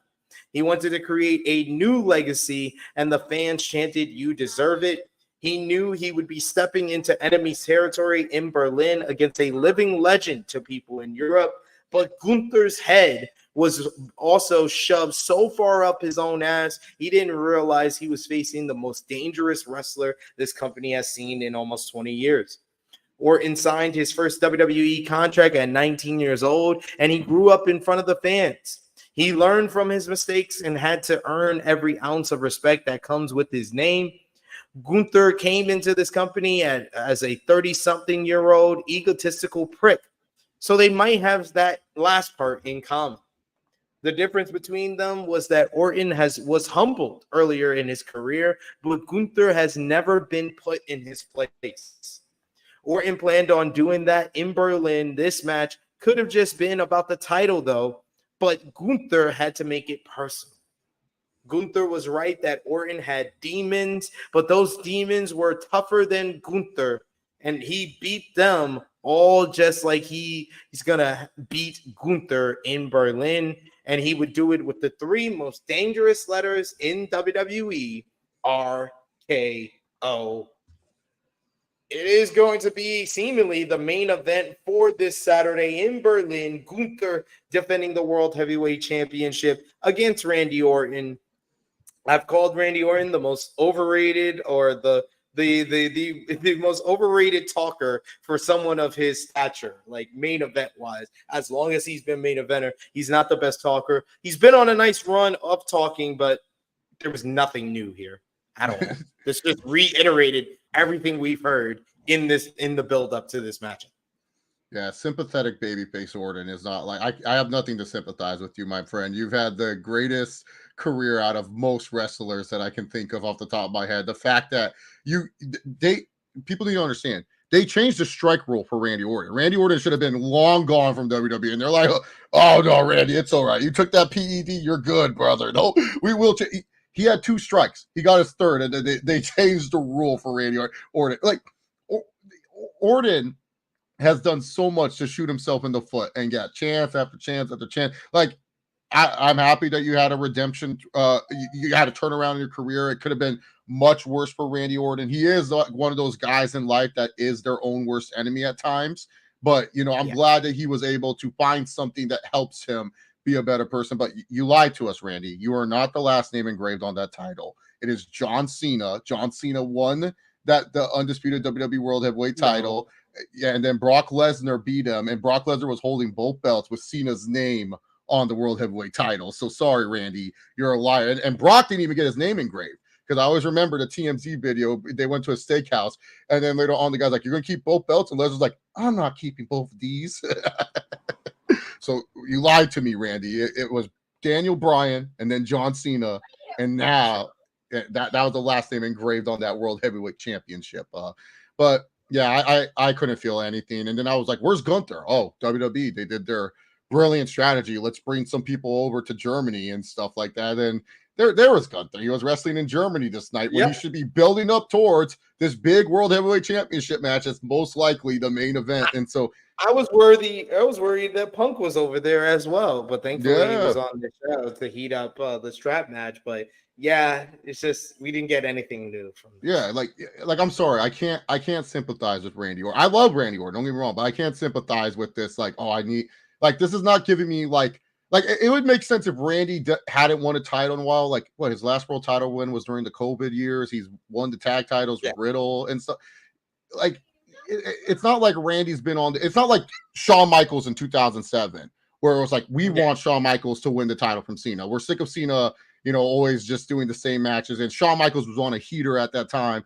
We want Michaels to have one last run as world champion before it's all said and done. Like, you're not at that point yet, where it's just like, oh man, Randy hasn't been champ for like a while. Like, and the last time he was champion, he only held for a month. Like, nah, Randy deserves better. You have gotten a lot, and so I can't be all like, oh man, I hope Randy can win this one. Like, I'm not feeling the Randy Orton, I need to win this for my legacy. Like, what your legacy set? Like, they could give you the Hall of Fame spot right now, and I would understand. I'd be like, yeah. Cool. Yeah, like that makes sense. We got next up, they did a quick little pre-tape promo with Isla Dawn and Alba Fire. They said Jade Cargill and Bianca Belair got all the attention, all the media appearances, but that did them no good when the bell rang at Clash at the Castle. Dawn and Fire would prove the doubters wrong in Berlin and retain the tag team titles. I didn't even think about getting a picture for this segment because this was so fast. I didn't think it added anything. But you know what did added something to this show, Chase? Bronson Reed, as he went one-on-one with Braun Strowman. This one started off pretty fast, too, between the two big men. You had Strowman immediately hit a drop kick, but Reed knocked him down moments later with a big shoulder tackle. Strowman no-so some chops and hit one of his own. Strowman went for the running crossbody, but Reed followed with a flying crossbody. Reed even does a freaking tope suicida, the Samoa Joe tope suicida elbow. He went to the top rope for the tsunami, but Strowman slammed him and hits a big boot. He then, Reed went to the apron and thumbed Strowman in the eye. Reed started walking to the back, but Strowman ran after him, clotheslined him in the entranceway. Reed drove Strowman into the video board as he walked through into the gorilla position into the back. Reed then knew that Strowman would come after him, so he grabbed a trash can and waited for him, tossed it at Strowman. Sure enough, Strowman walked through the curtain and he got hit with the can. The two security guards tried to step in between them. The match was basically thrown out at this point, but Strowman tossed one of the security men through an equipment box and chokeslammed the other through a table. They brawled to the parking lot where Strowman hit a big chokeslam on Reed on the hood of a car. Strowman tackled Reed onto the hood of another car, and Reed almost like dropped right on his fucking head. That looked scary, right on the concrete floor.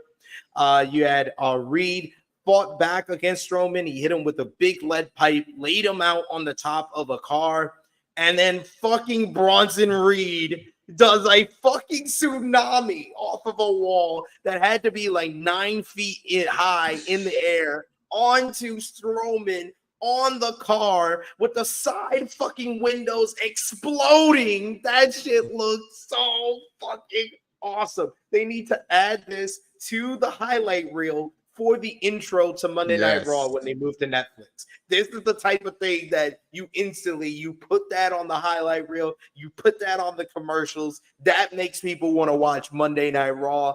The crowd back in the building exploded. They were going nuts for this whole thing. You had Adam Pearce frantically calling for medics as officials checked on the two men. Medics checked on Strowman after the commercial break, as Cole said that Reed walked off on his own, refusing medical attention. The bell never rang, but I'm just assuming that the match was called off. But that was a great stunt. Like, a lot of people thought when they made this matchup for this week, we're probably getting a ring break spot, but that's been done a dozen times. Yeah. I have not seen anything like this where you fucking do a tsunami onto a car with the car windows fucking exploding. That was awesome. What did you think about this whole match into the post-match in the parking lot? I absolutely love this. I cannot believe we're going to be sitting here and having a debate that big Bronson Reed might be a great Triple H signing. I was all like, when Triple H re-signed this guy, nothing against this guy.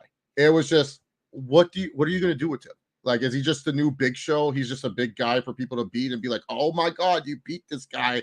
What a badass you are. Like the only claim to fame that he had is that he beat Okada in the G1. That was the only Bronson Reed thing that he had back then. But I thought it was really cool. And also shout out to Braun Strowman. You know, that's how he got over, was just being this guy that caused mayhem and destruction, you know, kind of passing the torch, saying it's your ball now, big guy. You caused this. Like, I did not think he was going to make the jump. I was just like, because that wall to the car, that's a pretty big distance. And from that concrete, like, people think the fact that he got on that concrete was amazing to me, because I've tried walking on concrete. That's not easy. Like, you can lose your balance and everything. They had to test that out before the show a few times, probably. Yeah, that was like, I was just like, holy, like you said, immediately in the video package, whatever your theme song is you're going to play, that's the first thing you show people, is that this big Bronson Reed guy jumping on Braun Strowman, blowing up a car. Like, the force of these two men blew up a car, and you're making Bronson Reed into a badass. Now, where does this lead for Bronson Reed down in the future? I don't know, but I am going to just watch, let it play out. I'll let this play out. I am cool with letting this play out, because Bronson Reed has 180'd me. He went from a guy that's like, all right, cool, he's on the roster too. I love this guy. I got to watch him every week on TV. The tsunami splashing, like, at first I'm like, how long will this last? The crowd loves it. They love when this big motherfucker comes on. And shout out to the talent. They're taking it for him. Like, if you told me splashing me 6 times, I'd be like, from this big motherfucker? No, that gonna. But no, they're taking it. I love it. And I have to reaffirm what I said after the original Seth Rollins gimmick. This is the type of guy that you need to pull the trigger on a big win. Like, when Seth comes back, you can't just have Seth come back and beat. Exactly. No, Seth has to come back, have his match with Bronson Reed, and Bronson Reed wins. That's how you make him. He has to beat one of your top guys, and the perfect top guy for him to beat is a Seth Rollins, who's not going to be at 100% when he comes back because of the destruction that he gave him with the six tsunamis. Getting a win over Braun Strowman eventually after this big angle, that's going to be like a step in the right direction. But the big leap that he needs is a win over someone like Seth Rollins. I think Triple H needs to steal something from Tony Khan that he did with Brody Lee a long time ago, where Brody Lee just whipped the fuck out of Cody and stuff. I need that. That right there will be like, okay, I don't know if this big Bronson Reed's your next world champion, but it would make me believe that this guy has a future in the damn company. And that's a reassuring sign. But yeah, I need Bronson Reed. Like, I do not need like the Seth Rollins puts on a good 10-minute match with someone and then he wins because he does like a curb stomp from the top rope or something like that. Like Bronson Reed losing to Seth Rollins after Seth Rollins does like 20 curb stomps. That does nothing for him. Bronson Reed destroying Seth freaking Rollins and making it just be like, holy shit, he just destroyed this guy that has fought through all this adversity. We saw him as world heavyweight champion. Like, no one could take this guy down. Nakamura couldn't take this guy down. Damian Priest, Ben Balor couldn't take this guy down. And this guy, Big Bronson Reed, just crushed him. Like, you got to go all the way with that. But yeah, no, this was like one of those star-making moments for Bronson Reed. Like, that, this is where it's just like Bronson Reed now is on a different like stratosphere. Like, he's supposed to be a heel, but fans love this shit where someone is just a wrecking machine. Like, how can you hate this guy? This guy is not hateable. This guy it's how Braun Strowman and Braun Breaker got over. Like, this is how they got over. Because like Braun Strowman, the reason why Roman was like cutting Jack and the Beanstalk promos, and then Braun Strowman was like, "You're firing me, I'm gonna kill you" and stuff, and then doing all this crazy stuff while Roman's like, "Hey, take your losses like a man. Believe that." It's like, I can't like this guy. I still love Roman back then, but it was hard. This is why fans were booing him, because they were just like, he's like acting like a goody two shoes while this other guy's causing mayhem and mischief. And us wrestling fans, we love mayhem and mischief. We love it. It's just in our DNA. It's just why we watch this shit. Next up, we had the second of two Intercontinental Championship triple threat #1 contenders, quote unquote, tournament matches. You had Xavier Woods, The Miz, and Pete Dunne. Love Xavier Woods rocking the armband for Sid. He was the only one that I think I noted throughout the night. He ran wild on Dunne following a break. Graves let us know that Miz has been a non-factor through the commercial break. Woods did even a freaking Claudio Castagnoli spots. He was doing the running uppercuts. He did the big swing. It did not look nearly as good as Claudio, though. The big swing. Woods was dizzy, so Miz hit him with a DDT. Miz hit Dunn with a code breaker, DDT both men, and started hitting the it kicks. Miz tried for a flying crossbody, but Woods caught him and rolled through. He hit some sort of gut buster and then powerbomb Dunn onto Miz. Xavier was showing a lot of power throughout this matchup here. You get Miz started making a comeback after they took out Pete Dunne.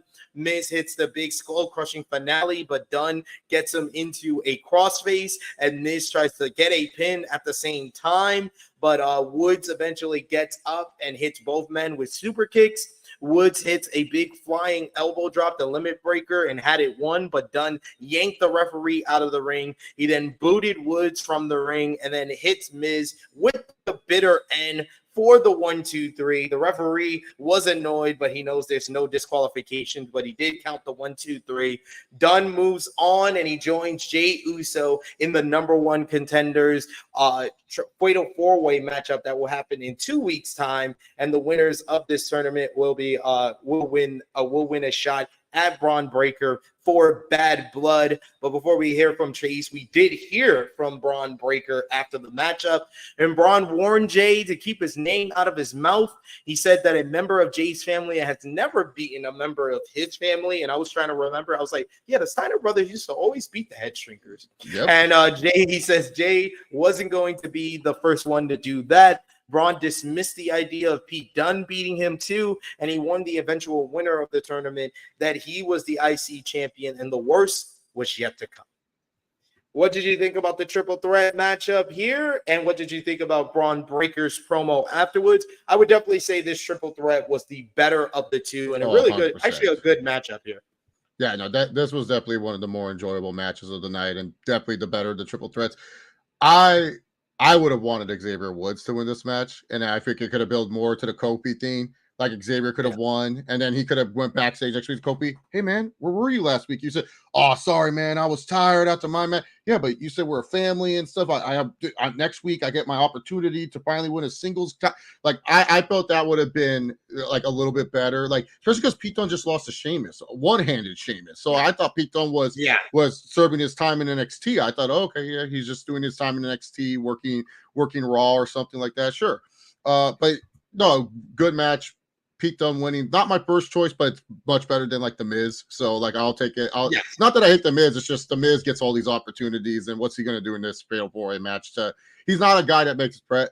I think someone talked to Braun Breaker and said, hey, keep that where my dog's at until later, because he did not do the where my dog's at. Because this one, he felt, I don't know, because Braun Breaker, I've noticed in interviews, he has this weird tick where he looks down a lot, and then he's very he's a good talker, but for interviews, even with McAfee, and he's comfortable with McAfee, he does this like he's looking down, and he had that weird tick. Like it didn't feel like he wanted to say what he really wanted to say. Like they were like toned down the like getting the crowd behind you type of thing. We don't want that right now, because I was expecting where my dog's at after that at the end, because like you should just be saying that every single time, and then instead he's like, yeah, you got, and the worst is yet to come. Like I did not feel that from Braun Breaker at the end. I was just like, I'd much rather have it is like, oh, by the way, Rhode Island, where my dog's at, woo, woo, woo, woo, woo, and then just walk away. So I don't know. This Braun Breaker interview, it just felt like when he's interviewing with all the wrestling media or like making podcast appearances, it just did not feel like a good one, where he was just like, because like he has that weird tick where like watch any like scrum interview with Braun Breaker, he's like holding his spit bottle for his zins, and he's just looking down. He's like, yeah, yo, I'm excited. Match gonna be good. Yeah, we're hard for this. Like it's just, I like Braun, but it's just he has like this weird social anxiety when it comes to interviews for whatever reason. And this interview showed that social anxiety just a little bit. Like it didn't feel like the character Braun Breaker, where he's like just saying like where my dogs are at or something. That's fair. That's a fair assessment. I did notice that as well. We did get a pre-tape promo here at this point from Damian Priest and Rhea Ripley. Priest said that the Judgment Day called them the bad guys, and they were right. Ripley said that it felt good being bad, and the Terror Twins would show them no mercy. And Priest finished the promo by saying, "We're your devils, and we're coming for you." I like the presentation of these pre-tape promos with the Terror Twins. Just have a boatload of charisma together. They're perfect for each other. That's why they would be fine as tag team champions. I will take a year-long Terror Twins. They're just holding the tag belts right. I think we're at the point, especially with Netflix. It's okay, WWE. I'm not gonna watch and be like, I want to go powerbomb my girlfriend right now. I'm not. It's okay. Rhea Ripley looks like she could beat up everyone on the roster. Like, there's probably besides Bronson Reed, there's not a lot of people I can think Rhea Ripley could have kicked their asses. So I'm cool. Let's do something different. Come on, Triple H, balls in your court. We know you're watching. Just test it out. Once you get to Netflix, just be like, I had a crazy idea. Just pitch it. Who cares? You won't have to worry about sponsors anymore. Michael Gold spoke about Psycho Sid's passing. He said Sid was one of the first people to greet him when he started in WWE in 1997. Sid was one of the nicest men he ever met and was one of the best big men in sports entertainment. Corey Graves talked about how his father was a big Sid fan and he became a fan of his when he started watching wrestling. And then they aired a nice little tribute video documenting Sid's runs in WCW and the WWF. So very well done by WWE. They always do those very well.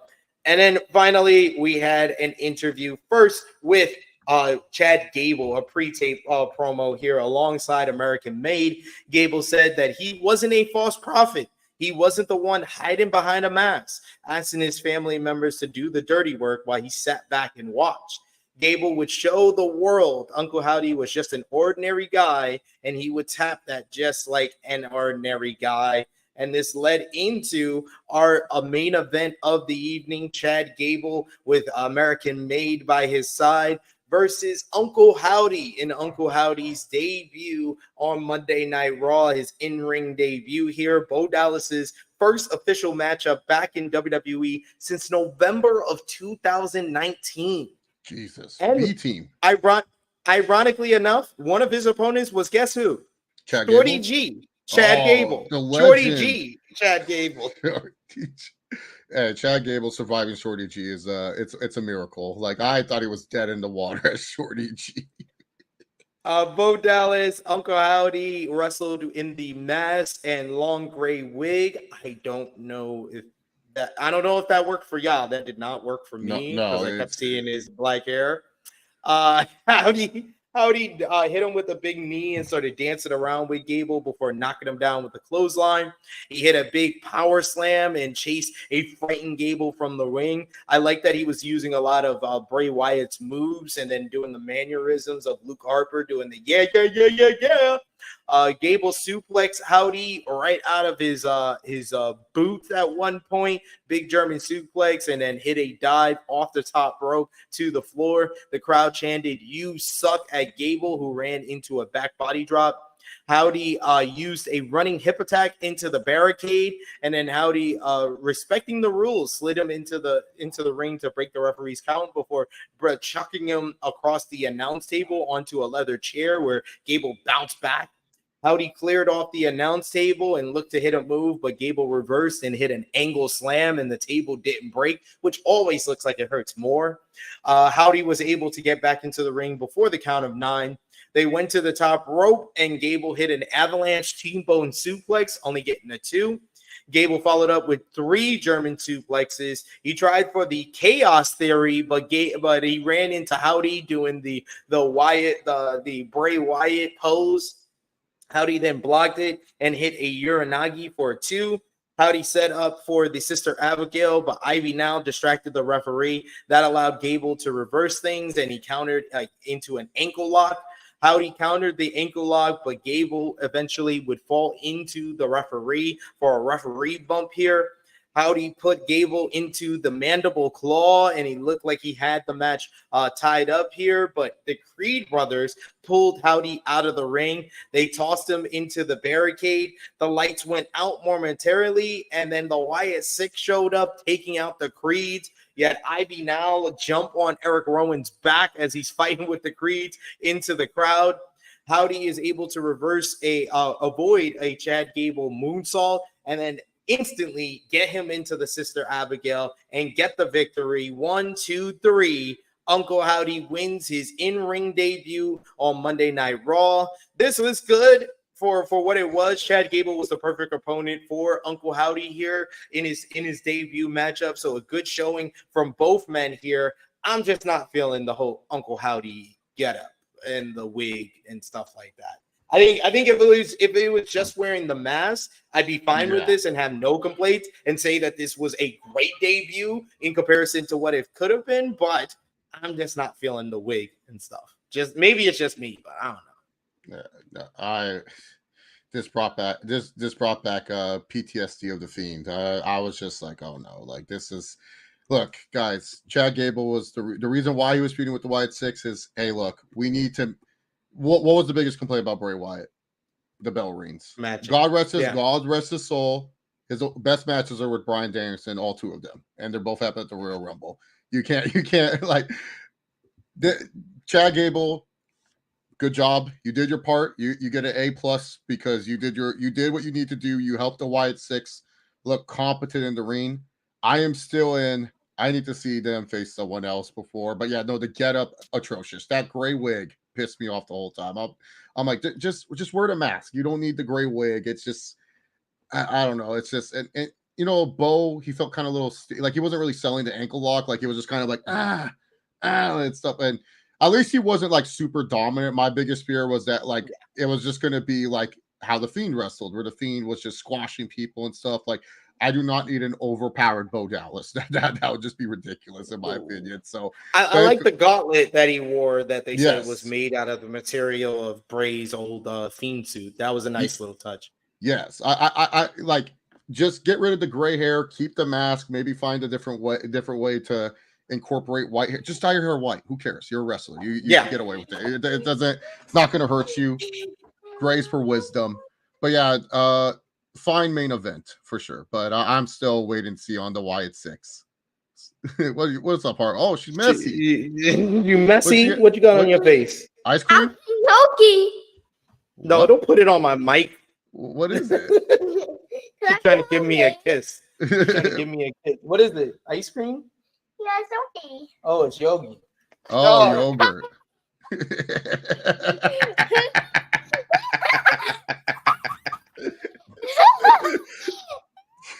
They send super chats so I can clean my face off. Yeah, they send super chat. Send super chat with funny Yogi.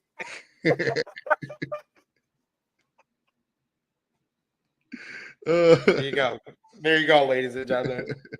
Wipe off my face. But yeah, good showing. I just I don't know. I just wasn't feeling the whole the attire was like, because especially the other Wyatt Six are not wearing their goofy little costumes. They're just just normal human beings. Yeah, like I see even Cyclops agrees. Like he's like, I don't understand why he wears a wig when he already has long hair. Exactly. Yeah, like it would be something if he had short hair. Yeah, I know WWE has a salon back there everywhere they go. Like just dye it gray. It doesn't not gonna hurt you, Bo. It's not like your significant other is gonna be like, ew, gray hair. Like, no, you're a wrestler, you're getting paid hopefully good money to do what you do. Yeah, dye it gray. It's okay. Look at Harlem. You gonna do it again? Do it on my cheek. Oh, there you go. Man, she like you need to have the Matt Hardy song when she comes in. I survive a tornado. When she comes in, it's always a tornado. It does. It does. She's always a tornado when she comes in here. But yes, that brings us to the end of this episode of Monday Night Raw. Last call for super chat donations. Show some love to Harlem for my yogi face. And let us know your match of the night, your MVP, your LVP. Thumbs up, thumbs down, thumbs in the middle for the show. And out of 10, what did you give the show? For me and Chase for the August 26, 2024 edition of Monday Night Raw in 3, 2, 1. Thumbs up across the board from both of us. Chase, out of 10, what did you give this show? I'll give it a 7 out of 10. You know, it's not. See, if this was like a different show, maybe 7.5. But I'm supposed to get excited for Bash at Berlin, and I don't know. Didn't get me excited for the PLE. Got me excited for other things that are happening next week on Raw, which is you know, yeah. It's just I like if you told me Bash at Berlin's this Saturday, I'd be like, oh yeah, sure. Like it, like yeah. Only like whoa, okay. Yeah, only 2.5 segments, and I'm giving Randy Orton a half here. Really did a good, really like built up the PLE. The rest was just building up stuff that's going to happen next week on Raw and stuff like that. So yeah, it's just one of those where it's just I guess Alba Fire and Aladon had a segment too. So 2 3/4 had a segment building up for the PLE. I could not believe it when they were showing out the PLE graphics. I was like, wait, they're getting on the PLE against Bianca and what the fuck are you doing? I was like, this got to be the title change back to Bianca. Like you couldn't put, like if you're gonna put a match like that, just put Santos Escobar versus LA Knight on there. Like what the fuck is this? Like could have done that. Oh my god. I don't even think there's odds on that match. Worth noting, they did announce for next week in Denver 2 more triple threat IC title tournament matches: Sheamus versus Bronson Reed versus Ludwig Kaiser, as well as Ilya Dragunov versus Dragon Lee versus Dominic Mysterio. That should be awesome. Both matches sound very good. And they also announced Zelina Vega versus Shayna Baszler. But you're 100% right. I think if this was a regular episode and not a go-home show, I would have given it an 8. But I would give it a 7.5 because it was a step up, a point up from last week's show, which I just thought was completely dull. But you made a great point in that the best 2 moments of the night was the Bronson Reed beatdown on Braun Strowman, and then the other noteworthy is Uncle Howdy's debut. Neither one of them are on the pay-per-view on Saturday. So yeah, like that's my issue with Triple H's booking is that like I'll applaud him. Sometimes he does good with the weeklies, saying like, hey, we won't get this match on the PLE, but we will make it a featured match on the weekly. But then sometimes he totally forgets that, oh yeah, there's a PLE coming out. He's just trying to sell the fact that you have Peacock, you will turn on Peacock. Like we're registered already just to turn on Peacock and see the big WWE banner and say, oh, I'll turn into Bash at Berlin and stuff like.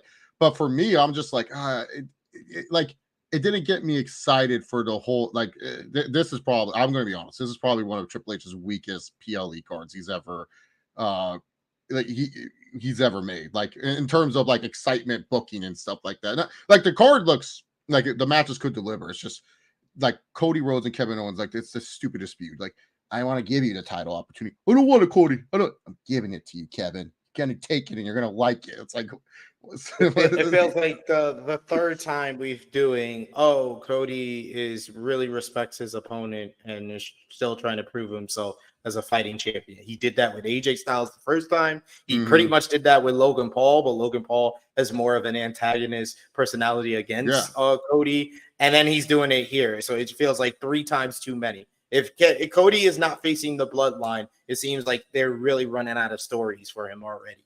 Yeah. The fact he's still over is crazy because if this was Cena, we would be sick and tired of this shit. It would have been like Cena, I do not want to hear, you're the one that deserves this opportunity more than anyone else, Jack. And then the routine, like, it's just like, come on, Code. You're better than this, man. You gotta tap into that old EVP form. Start politicking a little bit more, buddy. I know you got it in you. Yeah. Yeah, I would say Sonya Hernandez saying I like the Terra Twins. I think the Terra Twins versus Judgment Day is like the best build of any matchup heading into Saturday. And it's not even remotely close. It's Oh, not no. even, nothing else on this card is even remotely close to how that felt in the build up to the show. But we got an 8 out of 10 from Eric Isaacs. We get a thumbs up from Safed. He gives it a 7.5 out of 10. Eric Isaacs says match of the night, Howdy versus Gable, MVP Bronson Reed, LVP Karrion Kross. What was your match of the night? Match of the night was the opening tag match. I really enjoyed it. That was a fun one for me. So like it got me raring to go for Raw. And I think the post match kind of helps it out a little bit more. But it was nice seeing Dragon Lee again. I was just like, I miss this guy. Where's he been? So I'm gonna give it to the second triple threat: Pete Dunne, The Miz, and Xavier Woods, the IC title tournament matchup. MVP Bronson Reed. There's no one else.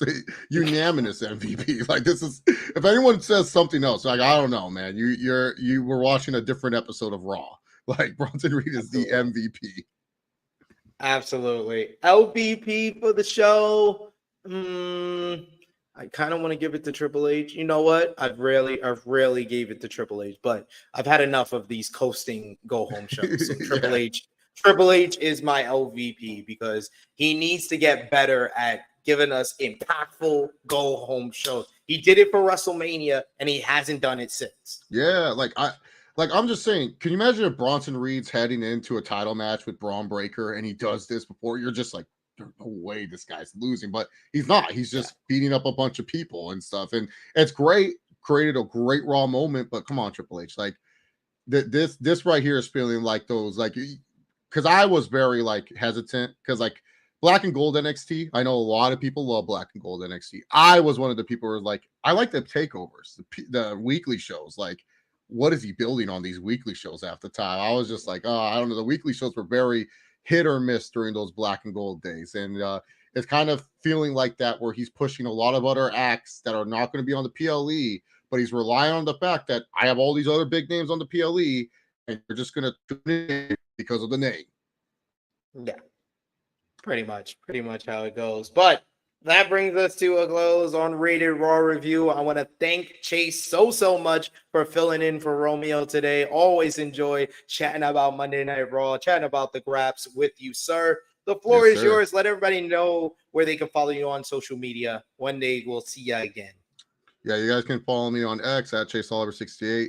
Actually, if you want to hear me talk about Raw twice, you'll see we're going to be doing the Raw rundown at 3:30 my time, so 6:30 Eastern. So another chance for me to talk about Raw and everything. So that's always fun. I love talking about go home shows that coast their way to the finish line again. So, but yeah. Go tune into that, and yeah, that's pretty much it. That's all I got to plug right now. I might be on this channel during Bash at Berlin, I think. There we go. I think. An announcement that just was made for AEW Dynamite or AEW fans. Jamie Hayter's in-ring return is this Wednesday on Dynamite. She'll be going one-on-one with Harley Cameron. So it seems like maybe that sets up Hayter versus Saraya for All Out, which wouldn't mind at all. But we will talk more about Dynamite coming up on Thursday with AE Ramble. Stay locked on the channel. We got our shorts. We'll do a short on NXT that will drop tomorrow. But I will also be live at 1:05 p.m. Eastern Time with our NJPW Capital Collision preview. We'll also have a preview for members of the channel as well as Patreon backers for TNA Emergence. That both shows will be on Friday, so those will be dropping tomorrow. We'll do the live stream at 1:05 p.m. Eastern Time. Me and Jay News previewing Capital Collision for this coming Friday, but for our members, it'll be later on in the evening. We will drop our TNA Emergence preview as well, but follow me on the Twitter machine at TrueHillSP3. Follow the gang, Facebook, Twitter, Instagram, TikTok at TrueHillHeat. Patreon.com/TrueHillHeat. You get exclusive content like our TNA Emergence preview, as well as the best place to support us when we are not live here. But until tomorrow, for Chase, it is me, your True Hill Phenom, SP3. This has been Rated Raw Review number 32. Bronson bashes Braun. We are signing off until next time. Later, y'all.